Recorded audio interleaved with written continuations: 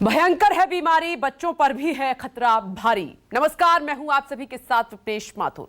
देश में कोरोना की दूसरी लहर कमजोर पड़ती हुई दिखाई दे रही है। पिछले 24 घंटे में करीब 2,57,000 नए केस दर्ज किए गए हैं। नए केस का यह आंकड़ा पिछले 35 दिनों में सबसे कम है। यह राहत की बात है। अच्छी बात इनमें यह है कि एक दिन में 3,57,000 से ज्यादा संक्रमित ठीक भी हुए हैं। हालांकि चिंता की बात इसमें यह है कि एक दिन में 4,194 लोगों की जान भी गई है। मौत का आंकड़ा कम नहीं हो रहा है और इस बीच एक और खतरा भी मंडरा रहा है।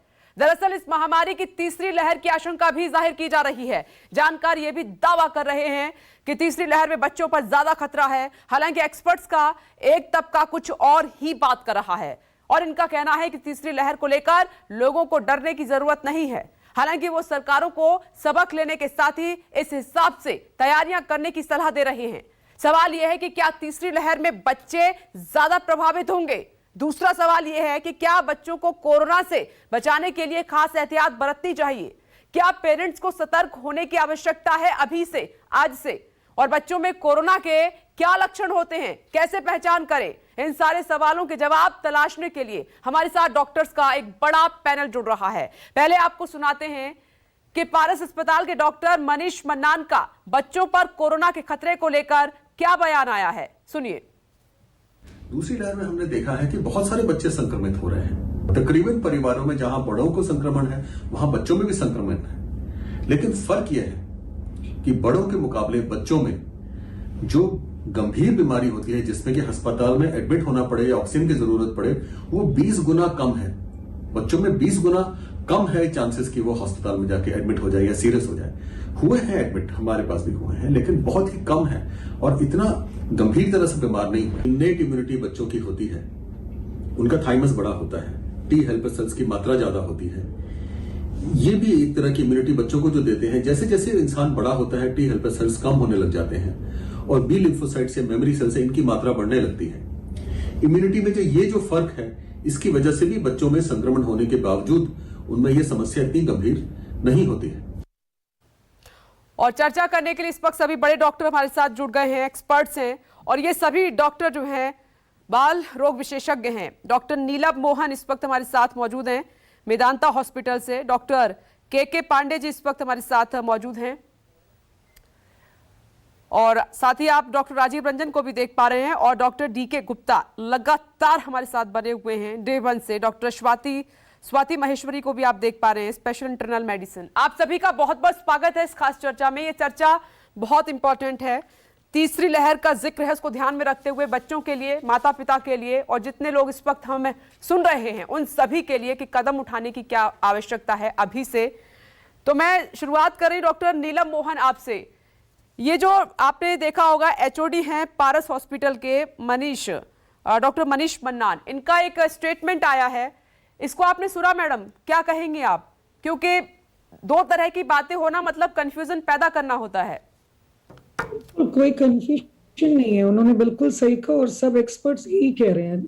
एक तरीका होता है, एक कहता है कि ग्लास आधा खाली है तो कहते हैं आप सच है, दूसरा कहता है ग्लास आधा भरा है तो आप कहते हैं सच है। सुनने का अंदाज है अपना अपना।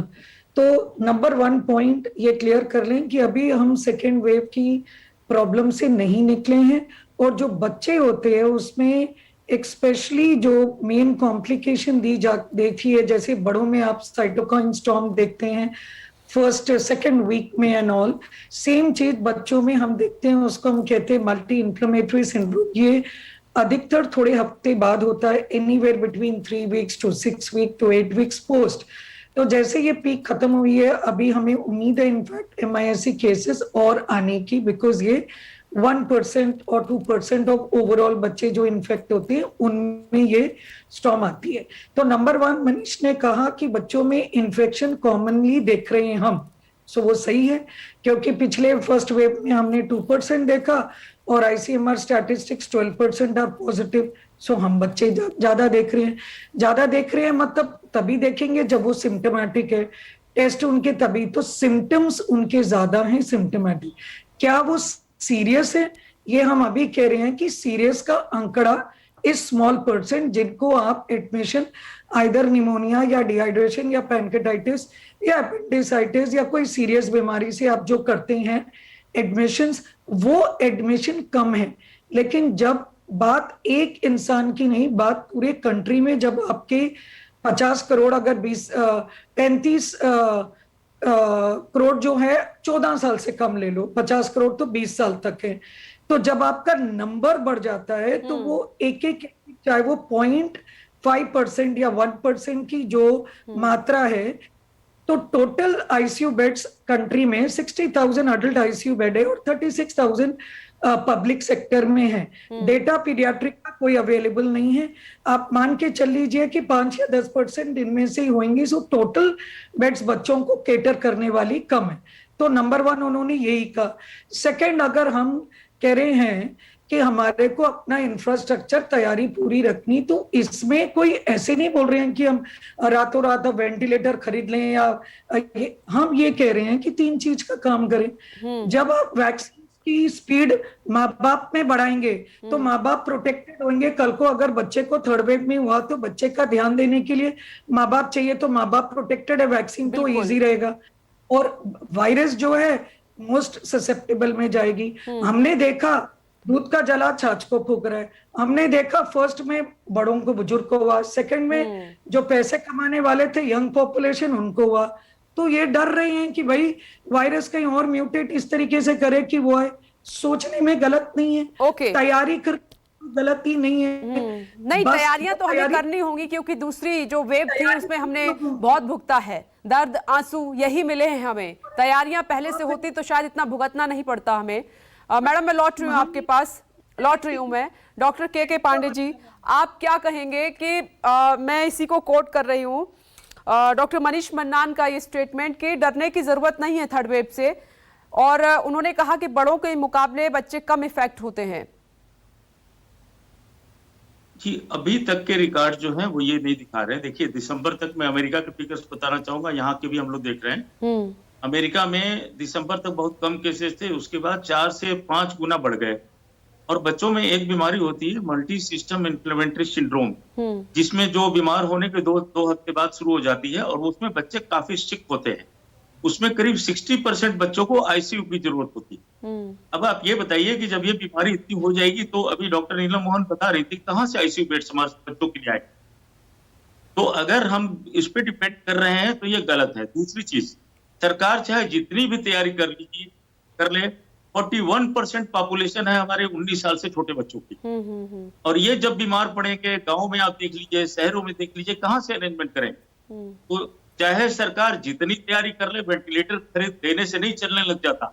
उसके लिए मैन पावर चाहिए होता है, इंटेंसिविस्ट चाहिए, नर्सिंग स्टाफ भी चाहिए होता है, जो खाली इंटेंसिव केयर को दिखे। तो कहना बड़ा आसान है, मैनेज करना आसान नहीं है। तो मैं साफ कह रहा हूं कि जब थर्ड वेव आएगी तो बच्चे इन्फेक्टेड होंगे। वजह यह है कि वैक्सीन हमारे पास कोई नहीं है, और वैक्सीन हम इतनी बड़ी पॉपुलेशन को लगा भी नहीं पाए। बिल्कुल, पेरेंट्स के पास, हमारे आपके पास सिर्फ एक तरीका है, और वो पेरेंट्स की जिम्मेदारी है। क्योंकि देखिए, बच्चों को होगा तो घर के किसी मेंबर से होगा। अभी जो स्ट्रेन आया है, इसमें हम लोग देख रहे हैं कि 3 से 4 दिन में पूरा परिवार अफेक्टेड हो जाता है, इन्फेक्टेड हो जाता है। अगर पेरेंट, हम कहते हैं पेरेंट को कि अगर थोड़ा सा भी आपको माइल्ड सिम्टम्स आते हैं, आप अपने आप को आइसोलेट, ताकि आप अपने घर को तो बचा लो ना। ये तो करना पड़ेगा, क्योंकि देखिए आगे कौन सा स्ट्रेन आएगा। और इतने बड़े देश में मैं कह रहा हूं, अगर सितंबर से नवंबर में भी थर्ड वेव आती है तो आएगी जरूर। कि आने की वजह क्या है, देखिए मैं एक चीज बहुत इंपॉर्टेंट बताना चाहता कि 100 साल पहले भी जब सेकंड वेव आई थी, थर्ड वेव जो आई थी, वो बिहेवियर ड्रिवन होती है, लोगों के व्यवहार की वजह से। अभी डाटा आया था थोड़े दिन पहले कि 50% लोग मास्क नहीं पहनते। अब खुद देख रही है लोगों ने, ये इस बार का जो सेकंड वेव आई है, ये 9 फरवरी से बढ़ना शुरू हो गया। हाँ, बिल्कुल 9 फरवरी में डेट आप बता रहा हूँ। और लोग उसके बाद रैलियां कर रहे हैं, उसके बाद हो रहा है, उसके बाद लोग बिना मास्क पहने शादियां कर रहे हैं, और सब सारे फंक्शन कर रहे थे। तो अगर हम सावधानी ठीक कर देंगे तो थर्ड वेव आएगी, और इसी तरह से कोहराम मचेगा। आपके भ्रम छोड़ के मैं साफ बता रहा हूँ आपको, कोई भी सरकार इतनी सक्षम नहीं है, या कि कोई भी सरकार की वैक्सीनेट कर दे इतने बड़े पॉपुलेशन को, और उसके लिए पेडियाट्रिक इंटेंसिव केयर प्रोवाइड कर दे, उसका सारा इंफ्रास्ट्रक्चर तैयार कर दे। ये सब बातें करने की बात है। सच में आप देख लीजिएगा 3 महीने बाद 6 महीने बाद अगर आती है और आएगी जरूर। मैं आपको बता दूं, लोग की आदतें इतनी खराब है, अभी से मास्क पहनना छोड़ रहे हैं जी। नहीं, ये तो बहुत ही बुरा है, ये बहुत ही बुरा है। और लगातार हम इसी पर फोकस कर रहे हैं कि आप मास्क मत उतारिए। मास्क जब तक रहेगा आप सुरक्षित रहेंगे। सोशल डिस्टेंसिंग आपको करना ही होगा। केस कम हो रहे हैं इसका मतलब ये नहीं खतरा टल गया है, खतरा तो लगातार बना हुआ है सर, इसीलिए हम जागरूक कर रहे हैं जनता को। डॉक्टर डी के गुप्ता, आपके पास आ रही हूं सर। हमने कल भी इसी पर चर्चा की थी और ये बहुत महत्वपूर्ण है क्योंकि ज्यादा से ज्यादा लोगों को अवेयर करना है, हमें जागरूक करना है, क्योंकि बच्चों के साथ और भी तरह की प्रॉब्लम्स होती हैं जिनको हैंडल करना इतना आसान नहीं है। क्योंकि हम अकेले अपनी प्रॉब्लम को तो देख सकते हैं, आइसोलेट कर सकते हैं, लेकिन बच्चों के लिए बहुत मुश्किल हो जाता है। तो शहरों के बच्चों की तो हम बात कर रहे थे कि पेरेंट्स एजुकेटेड हैं, यहाँ पर फैसिलिटी है, लेकिन एक मेरे दिमाग में सवाल जो आया वो उसने मुझे डिस्टर्ब किया कि जो आदिवासी इलाके हैं, जो रूरल एरियाज हैं सर, वहां क्या होगा, वहां कैसे हम करेंगे काम? बिल्कुल ठीक कह रहे हैं आप कि जो हमारी 70% आबादी वो गांव में रहती है। गांव में हम जैसे बात कर रहे हैं, हमारी टोटल आबादी का लगभग 40% जो बच्चे हैं वो 18 साल से कम के हैं। तो 18 साल से कम के ऐसे बच्चे हैं, लगभग 50 करोड़ बच्चे हैं या जो टीनेजर्स हैं जिनके लिए वैक्सीन अवेलेबल नहीं है अभी। तो उनके लिए चाहे शहर के बच्चे हो चाहे गांव के बच्चे हो, सबसे बड़ा हथियार तो हमारे पास एक वैक्सीनेशन की प्रक्रिया है। प्रायोरिटी पे अगर उनके वयस्क लोग हैं, जो घर में माता पिता हैं, उनको अगर इम्यूनाइज कर देते हैं, वैक्सीनेट कर देते हैं, तो कहीं ना कहीं काफी हद तक हम रिस्क कम कर रहे हैं। बिकॉज जो वैक्सीन जो इन्फेक्शन लेके आते हैं वो नॉर्मली पेरेंट्स ही लेके आते हैं। घर में जो वयस्क काम कर रहा होता है वो बाहर जाता है, वो एक्सपोज होता है, वो इन्फेक्शन लेके आता है, वो कहीं ना कहीं वही बच्चों को इन्फेक्शन देता है। और हम लोगों को ये भी ध्यान रखना चाहिए कि अगली जो तीसरी वेव आएगी तो ही कब आएगी कुछ क्लियर नहीं है। कहना जल्दबाजी है कि अक्टूबर नवंबर में, जो लगता है दिसंबर में आए या पहले आए। बहुत सारी अभी भी ऐसी पॉपुलेशन है जो ससेप्टेबल है, बच्चे भी ससेप्टेबल है, उसके अलावा बुजुर्ग भी ससेप्टेबल है, या जो हमारे युवा हैं वो भी बहुत सारे जो अभी इन्फेक्टिव है वो भी ससेप्टेबल है, या जो ऑलरेडी लास्ट ईयर इन्फेक्ट हो गए थे उनकी एंटीबॉडी वीक ऑफ हो गई है, वो ससेप्टेबल हो गए अगर उनको वैक्सीनेशन नहीं लगाया। तो सबसे बड़ा हथियार जो है वो हमारे पास वैक्सीनेशन ही है, चाहे आदिवासी बच्चों को बचाना हो, चाहे शहरी बच्चों को बचाना हो, चाहे किसी और को। और मैं फिर सरकार से कहूंगा, कल भी मैं आपको बता रहा था कि ऐसी बहुत सारी कंपनियों का सरकार ने डाटा दिया कि 216 करोड़ वैक्सीन में दिसंबर तक मिलने वाली है। तो सारे ट्रायल्स चल रहे हैं। अभी तक अप्रूवल सिर्फ कोवैक्सीन, कोविशील्ड और स्पुतनिक को मिला, बाकी सबको अप्रूवल नहीं मिला है। तो उनकी ट्रायल्स को एक्सपेडाइट किया जाए, उनको डीसीजीआई है, सब्जेक्ट एक्सपर्ट कमेटी है, सीडीएस को इनसे अप्रूव कराया जाए। और इन्हीं जो ट्रायल जो चल रहे हैं, जो फेज 2 फेज 3 ट्रायल चल रहे हैं, इन सारे ट्रायल को बच्चों के भी साथ साथ स्टार्ट कर देना चाहिए। ऐसा ना हो कि पहले हम एडल्ट्स पे करें फिर बच्चों पे करें, तो अगले साल वैक्सीन मिल पाएगी हम लोगों को, और जितनी नंबर में चाहिए वो मिल भी पाएगी। कोविशील्ड ने एक ट्रायल स्टार्ट किया 2 साल से 18 साल के लिए, वो सिर्फ 500 बच्चों पे किया है, वो भी अभी इस महीने के एंड तक स्टार्ट होगा। मैं ये फिर कहूंगा, बिकॉज अभी तक हम देख चुके हैं फेज 2 ट्रायल में या फेज 3 ट्रायल चल रहे हैं कि सेफ्टी और एफिकेसी ज्यादातर वैक्सीन की सेफ और एफिकेशियस है। तो इसलिए बच्चों पे भी ट्रायल जल्द से जल्द स्टार्ट करने चाहिए, सो दैट अर्ली हमें वैक्सीन मिल जाए। और वैक्सीन के अलावा और कोई बड़ा हथियार हमारे पास नहीं है। और मैं फिर बताऊंगा, भारत देश में इतने पीडियाट्रिशियन की कमी है, और खासकर जो हम आईसीयू की बात करेंगे, डॉक्टर साहब ने बात की कि मल्टी सिस्टम इन्फ्लेमेटरी सिंड्रोम जो बच्चों में मिल रहा है उसके लिए आईसीयू चाहिए होती है, उसकी पीडियाट्रिक इंटेंसिविस्ट चाहिए होता है। वो भारत में बहुत कमी है, पीडियाट्रिक इंटेंसिविस्ट नहीं है। तो हमें कहीं ना कहीं पब्लिक हेल्थ में जब ऐसी पैंडेमिक आती है तो चीजें इतनी अच्छी नहीं हो पाती हैं। तो मास लेवल पे पब्लिक हेल्थ में कैसे हमें प्रोग्राम बनाना चाहिए, कैसे हमें एडल्ट आईसीयू को, खासकर जो बच्चे होंगे वो 8-10 साल से ऊपर वाले बच्चे होंगे, वो नॉर्मली सिक या सीरियस होते हैं। जो कम होते हैं 5 साल से कम बच्चे, तो नॉर्मली वो माइल्ड डिजीज होती है, और या मॉडरेट भी होगी तो भी वो नॉर्मल आईसीयू में या नॉर्मल वार्ड्स में नॉर्मल पीडियाट्रिशियन के द्वारा देखे जा सकते हैं। तो हमें ऐसा करना चाहिए, जो टीनेजर बच्चे हैं 12 साल से ऊपर हैं, उनमें कुछ दवाइयां हमें पास अवेलेबल भी है, कुछ अप्रूव भी है, उन बच्चों को कैसे हम लोग एडल्ट आईसीयू में कैसे ट्रीट कर सकते हैं। तो इंडियन एकेडमी ऑफ पीडियाट्रिक्स को, नेशनल नियोनोलॉजी फोरम्स को, पीडियाट्रिक इंटेंसिविस्ट की जो फोरम्स हैं,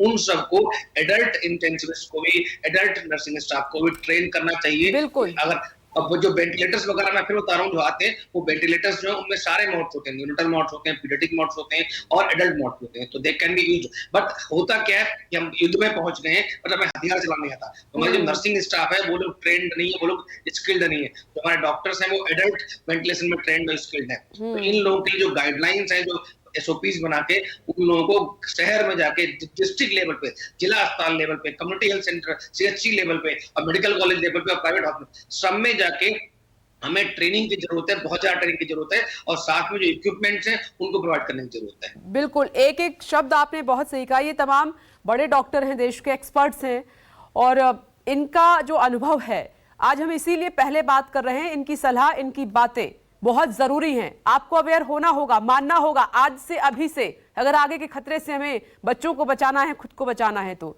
डॉक्टर स्वाति आपके पास आ रही हूं। देखिए डॉक्टर स्वाति, हमने देखा है कि अवेयरनेस बहुत जरूरी है और ये वक्त है कि अभी से ही घर में जो माता पिता हैं, भाई बहनें हैं, जो बच्चे समझदार हैं, उनके लिए वो अवेयर हो जाएं, इस बात को समझ जाएं, ताकि सेकंड वेव में जो हम डिस्कस कर रहे थे कि जो लोग घर में हैं, जिनको ये सिम्टम है, वो क्या करें, अस्पताल जाने की नौबत ना आए, तो ये सारी पिक्चर अभी से क्लियर होनी बहुत जरूरी है मैडम। बिल्कुल ठीक कहा विघ्नेश आपने। और एक छोटी सी बात बोलूंगी आपको, 2 फुटेजेस निकालिए। एक फुटेजेस निकालिए फर्स्ट वेव ऑफ कोरोना जब आई थी उसकी, और जितने भी डॉक्टर्स पैनल पे बैठ के बोले हैं, जिस भी चैनल पे बैठ के बोले हैं, सबकी बात अगर आप सुनेंगे तो हर किसी ने एक सुर में एक बात बोली कि कोरोना वायरस इन्फेक्शन जो है वो सबसे ज्यादा बुजुर्गों में होता है, यंग में नहीं होता है। क्योंकि हमारी तब स्टडीज जो है वही थी कि यंग में एसिम्प्टोमेटिक केसेस ज्यादा होते हैं, यंग में ज्यादा तीव्र बीमारी नहीं होगी, बुजुर्गों में होगी। और सेकेंड वेव में हमने क्या देखा कि यंग में भी सिवियर बीमारी हुई, यंग भी बहुत ज्यादा इन्फेक्टेड हुए। क्यों? क्योंकि हमारी लर्निंग धीरे धीरे चेंज हो रही है, वायरस भी धीरे धीरे अपना रूप बदल रहा है। तो आज कोई भी ये नहीं बोल सकता कि आने वाले समय में बच्चों में ज्यादा घातक बीमारी नहीं हो सकती। सारी संभावनाएं हैं, हम उन संभावनाओं की तरफ आंख बंद करके नहीं बैठ सकते। दूसरा फुटेज निकालिए आप, चमकी बुखार का निकालिए फुटेज अपना, जो लास्ट आपको याद होगा 2 साल पहले बच्चों में किस तरह से चमकी बुखार फैला था। जैपनीज एन्सेफेलाइटिस की पिक्चर्स निकालिए, क्या हश्र हुआ था हमारे गांव का, क्या बच्चों की हालत हुई थी वहां। देखिए वहां क्या हालत थी, वेंटिलेटर्स नहीं थे, वेंटिलेटर्स थे तो डॉक्टर्स नहीं थे, किस तरह से बच्चों में मृत्यु हुई। ये चीजें ऐसी हैं जो हमारी आंख खोलने के लिए, हमें दर्पण दिखाने के लिए कि आज हमें ये सोचकर हाथ पे हाथ धरकर नहीं बैठना है कि बच्चों में एसिम्प्टोमेटिक इन्फेक्शंस होंगे या बच्चों में ज्यादा सीवियर बीमारी नहीं होगी। देखिए स्टिच इन टाइम सेव्स 9। आज अगर हम ज्यादा तैयारी कर ले और बच्चों में नहीं हो, बहुत अच्छी बात है। अब कोई भी नहीं चाहता कि हमारे बच्चों में इन्फेक्शन हो, लेकिन अगर इस चीज की संभावना है तो हमारी तैयारी पूरी होनी बहुत जरूरी है। क्योंकि जो मंजर हमने अभी देखा है सेकेंड वेव में, कोई भी भारतीय, कोई भी डॉक्टर, कोई भी जना ये दोबारा नहीं देखना चाहेगा, बच्चों में तो खास करके नहीं देखना चाहेगा। और समझदारी है आज इसकी तैयारी करना। अगर सारे देश, सारा विश्व इसकी तैयारी कर रहा है, अगर सब लोग इस संकट से गुजर रहे हैं, तो कहीं ना कहीं समझदारी से, समय से निर्णय लेना ज्यादा बेहतर होगा, इसकी बजाय कि हम वेट करें कि जब वो मंजर आएगा तब हम लोग बोले देखो 4 लोगों ने ये बात बोली थी, किसी ने सुनी नहीं, तब ये लोग बोल रहे थे, किसी ने नहीं सुना। ये मंजर नहीं होना चाहिए। आज अगर हमारे पास ये इंफॉर्मेशन आ रही है तो हमें एक्शन लेना बहुत ज्यादा जरूरी है। और सबसे ज्यादा जरूरी होगा अवेयरनेस क्रिएट करना, जैसे आपने बोला, और खास तौर से गाँव में, रिहायशी एरियाज में, जहाँ जो है बहुत ज्यादा इंटरनेट पर्कुलेट नहीं हुआ है, जहां बहुत ज्यादा इंफॉर्मेशन नहीं पहुंची और जहां बहुत ज्यादा अंधविश्वास है। आप देखिए आज भी आपने देखा कि कितने शवों को उन्होंने गांव जो है नदियों में बहा दिया। अंधविश्वास बहुत ज्यादा है अभी भी गांव में, और उससे लड़ने की बहुत ज्यादा जरूरत है। क्योंकि अगर हमने उसको कंट्रोल नहीं किया, अगर हमने वो लोगों की जो भ्रांतियां हैं वो दूर नहीं करी, तो फिर हम फिर से मृत्यु दर बढ़ते हुए देखेंगे ही देखेंगे। क्योंकि लोग सामने नहीं आते, लोग घबराते हैं, लोग ट्रीटमेंट से घबराते हैं, और तरह तरह की भ्रांतियां जो है लोगों के मन में है, तो उनको दूर करना आज से हमारे लिए बहुत ज्यादा जरूरी है। एकदम सही कहा आपने। यही इसी पर हम अभी से जोर दे रहे हैं कि अभी वक्त है, हम लोगों को अवेयर कर सकते हैं। शहर के जो एजुकेटेड लोग हैं वो समझ जाएंगे, लेकिन गांव की स्थितियों से हम अनजान नहीं है, वहां पर हालात कैसे हम सब जानते हैं। डॉक्टर राजीव रंजन, आप क्या कहेंगे? सर, मकसद हमारा यही है कि हम जो घर में इस वक्त रूरल एरियाज में, तमाम शहरों में जो भी लोग इस वक्त, खास तौर पर पेरेंट्स, बच्चे हमें सुन रहे हैं, उनको अभी क्या एजुकेट करना चाहेंगे आप? क्योंकि थर्ड वेव कैसी होगी, क्या सिम्टम्स होंगे, हमें नहीं पता, लेकिन खतरा है बच्चों के लिए स्पेशली। हाँ मैम, अगर हम देखें कि 2 महीने हो गए हैं सेकेंड वेव के, तो हमारे पास एक पास्ट है जिसको हम फर्स्ट वेव बोलते हैं, प्रेजेंट है सेकेंड वेव, और फ्यूचर है हमारा थर्ड वेव। हर पैंडेमिक में 3 वेव्स होते ही हैं, तो आना तो तय है। Somewhere we feel that October end और नवंबर तक वो आता है। अब हमने जितने भी मीडिया पैनल ने डिस्कशन हुए हैं, इतनी सुझाव दिए गए हैं, मैं आपके माध्यम से चाहूँगा कि जो भी सरकार के प्रतिनिधि हैं, चाहे राज्य सरकार है या केंद्र सरकार, इनकी भी जवाबदेही तय होती है। जब आप उनको दोनों को बुलाते हैं, वो आपस में झगड़े करते रहे, एक दूसरे पे ब्लेम गेम खेलते हैं। मुझे लगता है हमें इस तैयारी का जायजा भी लेना चाहिए, और इसमें मीडिया बहुत अहम भूमिका निभा सकती है। आप उनसे पूछें कि किस दिशा में हम बढ़ रहे हैं तैयारी में। सुझाव सभी ने दिए हैं, और काबिले तारीफ सुझाव है, लेकिन इसकी तैयारी कितनी हो रही है ये भी हमें देखना जरूरी है। और इसमें वैक्सीनेशन, जैसे डॉक्टर के गुप्ता ने बोला, हमें बाकी कंपनियों से भी प्रोक्योर करके मैसिव वैक्सीनेशन करना पड़ेगा। हमारे पास काफी अच्छा इंफ्रास्ट्रक्चर है, शायद विश्व में सबसे स्ट्रॉन्ग नेटवर्क है हमारे पास, तो हम काफी वैक्सीनेट करके इससे काफी बचाव कर सकते हैं। अगर अलग अलग राज्य सरकार के प्रतिनिधि को बुलाया जाए आपके चैनल्स पे और उनसे पूछा जाए कि आप बताएं कि आपने एक महीने में क्या क्या तैयारी करी है, तो शायद हम अक्टूबर नवंबर में बेहतर पोजीशन पे हों। हम ऐसे सुझाव देते रहे और वो सेकेंड वेव से ही जूझते रहे, तो हम थर्ड वेव में वही होंगे जहां पे आज अब सेकेंड वेव में शायद खराब हालत में होंगे, क्योंकि ग्रामीण व्यवस्था क्या है सब पता है। ग्रामीण शहर से, गांव से शहर को जोड़ने की एक कड़ी तय करनी चाहिए कि जो सीरियस पेशेंट है, मुझे पता है आज नोएडा जैसे शहर में भी पीआईसीयू की कितनी संख्या बहुत कम है।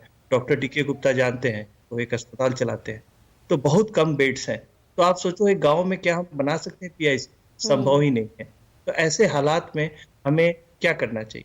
हमें एक लिंक जोड़ना चाहिए गांव से शहर तक, कि वैसे सीरियस पेशेंट को हम ट्रांसपोर्ट कर सके, वहां तक पहुंचा सके।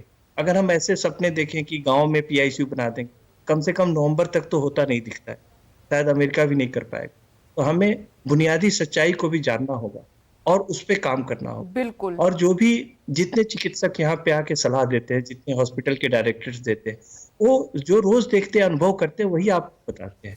और उस सुझाव को सारे सरकारों को सही रूप में लेना चाहिए और करना चाहिए। अगर हम बातें करें और हमारे पेशेंट्स को फायदा ही नहीं हो, नहीं, तो ये आपने बहुत महत्वपूर्ण बात की है डॉक्टर नीलम। ये इससे तो आप भी अग्री करेंगी कि हम डिस्कशन कर रहे हैं, हम यहाँ से राय दे रहे हैं, लोगों को अवेयर भी कर रहे हैं, लेकिन धरातल पे क्या है हकीकत, उसको भी लिस्टेड करना होगा हमें।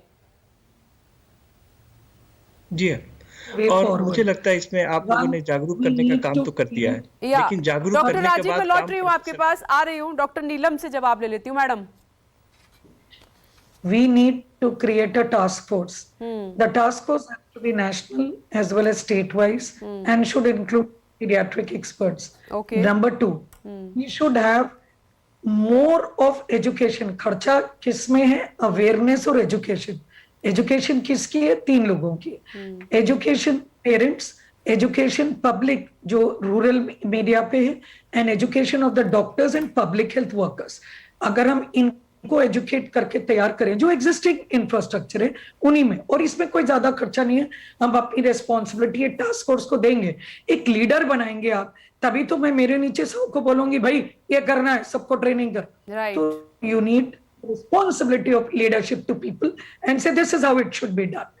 Then 3, media is doing an amazing job. In fact people are saying कि हम बोर हो गए हैं, मीडिया में सिर्फ कोविड की बातें होती है, तो मगर इस say that is the only way media, चाहे वो इलेक्ट्रॉनिक हो चाहे वो रेडियो माध्यम हो, किसी ना किसी तरह से media has to reach the rural population. और क्या बढ़िया एक्सपर्ट्स ने सबने एडवाइस दी है, विच इज 1-2 पॉइंट देखे सब यही कर रहे हैं, 3 ही पॉइंट कह रहे हैं, that education of all this people, creating a responsibility task force, vaccination of the parents, वही जो यंग पॉपुलेशन है, ताकि बच्चों में कम हो, and preparing herself to fight. अगर हो नहीं हुआ तो बहुत अच्छी बात है। प्रेगनेंसी में 9th मंथ में एक मदर अपनी बहू या बेटी को तैयार कर देती है कि कुछ हो तो जाने के लिए अस्पताल हो। क्या कोई माँ चाहेगी कि उसकी प्रीटर्म डिलीवरी हो? कभी नहीं चाहेगी, बट वो तैयारी करती है कि अगर कोई खुदा ना खास्ता कोई अर्जेंट बुलावा आया तो सब कुछ तैयार हो। That is what we doing. मैं तो चाहती हूँ कि ये सारी तैयारी फेल हो, लेकिन फेल किस लिए हो? फेल कोरोना के लिए हो, लेकिन ये तैयारी तो वैसे ही देश के लिए जरूरत है। ये तो एक बहाना है तैयारी करके हम अपने देश के बच्चों की रक्षा करें जो 40% है। और जो आमतौर पे आप कम देख रहे हैं, अगर हम आंकड़ा ले लें, यूके और यूएसए से जब मैं बात करती हूँ, यूएसए में 33 बेड्स पर 1000 या लाख पीपल के लिए, हमारे पास क्या 2 beds per lakh population. So we are much less. We cannot be compared to them. हमें प्राइमरी हेल्थ केयर सेंटर पे बड़ा काम करना है कि पेशेंट वहां तक पहुंचे ही नहीं। अर्ली आइडेंटिफिकेशन, अर्ली ट्रीटमेंट, जब खराब हो गया तो उसके बाद आईसीयू तक पहुंचे ही नहीं। ये हमें एजुकेशन देना है, कैसे आप अर्ली ट्रीटमेंट करो, कैसे आप अर्ली आइडेंटिफिकेशन करो, पेरेंट्स हमारे पास लेट ना पहुंचे, अपने आप से कोई गलत दवाइयां मत दें जिनका साइड इफेक्ट्स है, फंगल स्टीरॉइड्स, ब्लेम स्टीरॉइड्स के लिए डॉक्टर्स को मत करें। लोग भी काफी अपने आप से खाने लग गए और कनेक्ट नहीं करे, तो सभी दोषी हैं और सभी नहीं भी हैं। सिस्टम तो कुछ करना ही नहीं है मैडम। हमने ये न्यूज़ 24 पर बार बार कहा है कि बिना डॉक्टर की सलाह के आप कोई टैबलेट ना लें। अगर कोई दिक्कत है तो तुरंत जो आपका फैमिली डॉक्टर है या पास में कोई डॉक्टर है जो इजीली रीच है आपकी, आप वहां उनसे बात करके ही कदम उठाएं। खुद से उठाएगा एक कदम स्पेशली मेडिसिन के मामले में हमारे लिए घातक साबित हो रहे हैं। डॉक्टर के पांडे सर, ये मैडम ने जो बात कही है 3 पॉइंट, एक तो टास्क फोर्स का गठन जो कि नजर रख सके, इसमें जो पीडियाट्रिक है एक्सपर्ट्स हैं उनका होना बहुत जरूरी है, साथ ही वैक्सीनेशन जिसका जिक्र तो आप कर ही रहे हैं, और एजुकेशन, लोगों को अभी से अवेयर करना, स्पेशली जो रूरल एरियाज हैं वो बहुत जरूरी है। 3 स्टेप। देखिए, मैं गांव की पृष्ठभूमि से आता हूं और समझता हूं, आज भी गांव से मेरा काफी अच्छा संबंध है। अगर ये राजनीतिक पार्टियां करना चाहें लोगों को एजुकेट, जैसे डॉक्टर स्वाति कह रहे थे अंधविश्वास बहुत है, बहुत आसानी से किया जा सकता है। जब घर घर से निकाल के आप वोट करा सकते हैं एक दिन के अंदर, तो 2-3 महीने के अंदर आप लोगों को एजुकेट नहीं कर सकते। लेकिन ये लोग दूसरे के घर में आग लगा के तमाशा देंगे। सिंसियरली कोई पॉलिटिकल पार्टी काम नहीं करना चाह रही, एक दूसरे के घर में आग लगा के वो देखना चाह रहे हैं कि सिचुएशन खराब हो। खैर, वो पॉलिटिकल स्टेटमेंट था, मैं अलग आता हूँ। लोगों को क्या करना चाहिए, इसलिए लोगों को सरकार पे, पार्टीज पे बहुत विश्वास नहीं करना चाहिए। लोगों को 3-4 कदम उठाना है, उसके सिवा कोई रास्ता नहीं। देखिए, अमेरिका में दिसंबर में वैक्सीनेशन शुरू हुए, खाली 30 करोड़ के करीब आबादी है उनकी, और अभी 70% पॉपुलेशन को वैक्सीनेट करने का उनका टारगेट है 4 जुलाई को। अभी वो नहीं कर पाए हैं। तो इंडिया में अगर आप सोचे जी आप नवंबर दिसंबर तक चाहे जितनी वैक्सीन बना ले, कैसे कर लेंगे, मेरी समझ के बाहर है। खासतौर से जब बच्चों की वैक्सीन इमरजेंसी ऑथराइजेशन तक नहीं हुआ, अभी ट्रायल पे जानी है 2-4 दिन में, तो वो तो बात अलग हो गई। पेरेंट्स को खुद अपने बच्चों को बचाना पड़ेगा, और बचाने का बहुत सिंपल तरीका है। मैं 2-3 बात बताता हूँ। एक तो ये कि आपके घर में अगर 4 आदमी हैं, तो जब तक 70% पॉपुलेशन को वैक्सीन नहीं लग जाती, आप 5वें आदमी को कोविड पॉजिटिव माने, आप उसे दूरी बरतें, पूरे प्रिकॉशन लें। दूसरी चीज, जो आदमी घर से बाहर जाता है काम करने के लिए या जॉब के लिए या किसी भी काम के लिए जाता है, उसमें माइल्ड सिम्टम्स भी होते हैं, तुरंत अपने आप को आइसोलेट कर ले घर में, ताकि वो अपने आप को बचा सके। और बच्चों में न्यूट्रिशन वगैरह बढ़ाने के लिए, सेफ्टी का न्यूट्रिशन बढ़ाने के लिए बेसिक चीजें करें। टाइम से उठना, जंक फूड ना खाना, घर का खाना खाना, कुछ विटामिन वगैरह लेना, जैसे विटामिन डी का इसमें अच्छा रोल है, पहले से देखने में 10 महीने टाइम है। स्क्रीन टाइम लिमिट करना, 2 घंटे से ज्यादा किसी का नहीं होना चाहिए, और पॉजिटिव टाइप का म्यूजिक हो, डांस हो, कोई हॉबी हो, और बच्चों के साथ टाइम बिताएं, जिससे उनकी पॉजिटिव एनर्जी रिलीज हो और पॉजिटिव टाइप के सेंटिमेंट्स करते रहें। ये बेसिक चीजें हैं। सरकार पे मेरा आज बहुत भरोसा नहीं है, और सरकार इतना कर भी नहीं सकती। उनकी नीयत भी नहीं। सरकार, ये सर जो आपने बातें कही है ये बहुत इंपॉर्टेंट है, और कल डॉक्टर DK गुप्ता ने विस्तार में बोला भी था, बताया था, हम सब ने नोट भी किया था कि डाइट पर ध्यान देना होगा और बच्चों को सिखाना होगा कि कैसे उन्हें खुद का ख्याल रखना है इस पेंडेमिक में। वक्त परमिशन नहीं दे रहा है, मुझे चर्चा को यही विराम देना होगा, लेकिन ये बहुत इंटरेस्टिंग डिस्कशन था और लोगों को अवेयर करने के लिए बहुत जरूरी था। आप सभी एक्सपर्ट्स का, तमाम बड़े डॉक्टर्स का बहुत बहुत शुक्रिया न्यूज़ 24 के साथ जुड़ने के लिए। छोटा सा ब्रेक, फौरन लौट रहे हैं।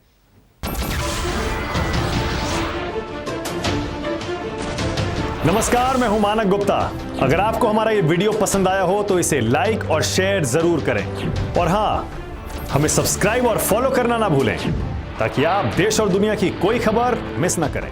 तो जुड़े रहिए हमारे साथ और देखते रहिए न्यूज़ 24।